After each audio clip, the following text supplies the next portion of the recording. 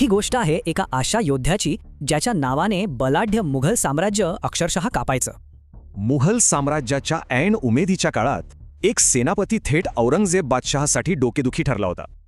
त्यांचं नाव होतं सेनापती संताजी घोरपडे, मराठा इतिहासातले एक महान योद्धे. छत्रपती संभाजी महाराजांच्या हत्येनंतर मराठा साम्राज्याचं अस्तित्वच धोक्यात आलं होतं. आणि याच काळात संताजी घोरपडे मराठ्यांसाठी एक नवी आशा बनून पुढे आले. संताजींनी गनिमी कावा नावाचं युद्धतंत्र अक्षरशः परमोच्च शिखरावर नेलं. त्यांची पद्धत एकदम साधी होती. अचानक हल्ला करा, गोंधळ उडवा आणि गायब व्हा. त्यांनी मुघलांच्या प्रचंड संख्येलाच त्यांची कमजोरी बनवलं. आपल्या वेगाने त्यांना हरवलं. खाफी खानसारखे मुघल इतिहासकार सुद्धा त्यांच्याबद्दल आदराने आणि भीतीने लिहायचे. त्यांनी एकामागून एक स्वतःपेक्षा कित्येक मोठ्या फौजांचा सहज पराभव केला.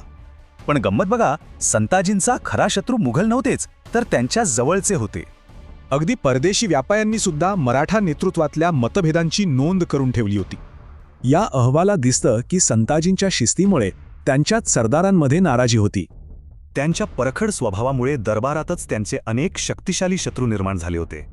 आणि याच अंतर्गत कलहाचा शेवट खूप दुःखद झाला. ज्यांनी साम्राज्य वाचवलं त्यांचाच घात त्यांच्या आपल्याच माणसांनी केला. मग प्रश्न पडतो की एवढा मोठा योद्धा इतिहासाच्या पानांमधून जवळजवळ गायब कसा झाला? याचं उत्तर आहे उपलब्ध साधनांमध्ये. त्या काळातल्या बहुतेक मराठा नोंदी आज अस्तित्वात नाहीत. जवळजवळ 80 ते 90% माहिती ही मुघल आणि परदेशी नोंदींमधून आपल्याला मिळते. विचार करा, त्यांची कहाणी आज जिवंत आहे कारण ती त्यांच्या शत्रूंनी लिहून ठेवली आहे.